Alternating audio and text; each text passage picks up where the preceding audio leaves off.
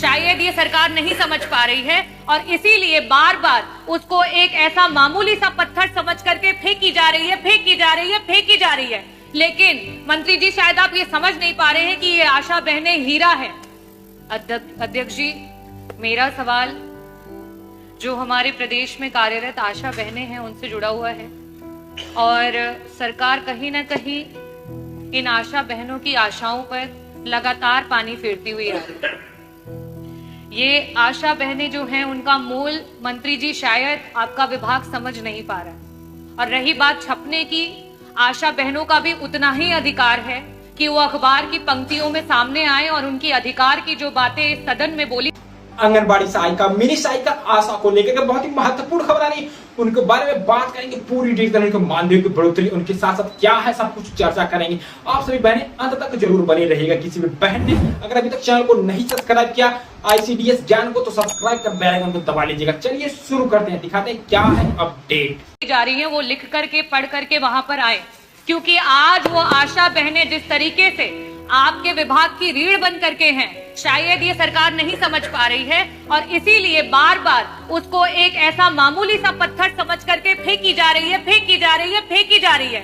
लेकिन मंत्री जी, शायद आप ये समझ नहीं पा रहे हैं कि ये आशा बहनें हीरा है और उसका वर्णन, क्योंकि हमारे वित्त मंत्री जी यहाँ बैठे हैं, मैं कहना चाहूंगी कि इस विभाग में जो आशा बहनें जिस तरीके से काम कर रही हैं, चाहे वो संक्रमित रोग हो उनको बचाने के लिए, मैं बहुत डिस्क्रिप्शन के साथ नहीं बोलूंगी, लेकिन ये बजट से रिलेटेड है, इसलिए मैं कहना चाहूंगी कि जितना वो काम कर रही हैं, अगर उनका काम रोक दिया जाए तो आपके विभाग का जो संपूर्ण का बजट है, वो पूरा का पूरा बजट भी आप लगा देंगे, तब भी आप उनके द्वारा किए हुए कार्यों को पूरा नहीं कर पाएंगे।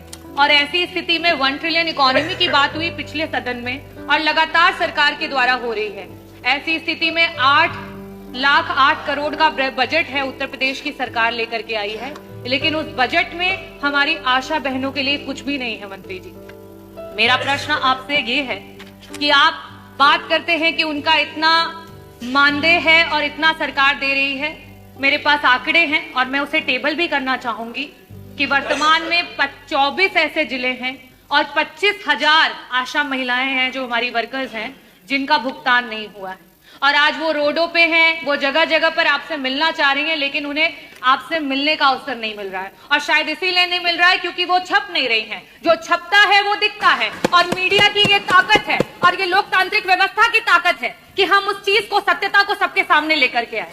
मेरा आपसे सिर्फ यही प्रश्न है कि 1 ट्रिलियन इकोनॉमी की बात करने वाली सरकार, इतने बड़े बड़े बजट्स लाने वाली सरकार, आज आपके विभाग की रीढ़ में सिर्फ और सिर्फ इसलिए क्योंकि आशा महिलाएं हैं, उनको कोई दर्जा नहीं दिया जा रहा है। ना उन्हें राजकीय कर्मचारी का दर्जा दिया जा रहा है, ना उन्हें संविदा के कर्मचारियों का दर्जा दिया जा रहा है। और बार बार जब बात आ रही है कि उनको उनके अधिकार का पैसा मिले, क्योंकि वो हर समय काम करती हैं। प्रसव का कोई समय फिक्स नहीं होता है। हम सब किसी ना किसी परिवार से हैं और हम सब जानते हैं कि प्रसव किसी भी समय हो सकता है। और एक वो जो आशा बहन है, उस माँ के साथ वो 9 महीने उस प्रसव को झेलती है, उस प्रसव के साथ खड़ी रहती है और उसे अस्पताल लेकर के जाती है। ऐसी स्थितियों में क्या उसका अधिकार नहीं है कि उसे भी 18,000 का मानदेय प्रति माह मिले? क्या हमारी जो संगिनियां उनके साथ काम करती हैं, उनका अधिकार नहीं है कि उन्हें 24,000 का मानदेय सरकार के द्वारा मिले? तो मेरा प्रश्न पहला तो मैंने पूछ लिया, साथ ही साथ मैं आपसे अपने अनुपूरक भी पूछ लेती हूँ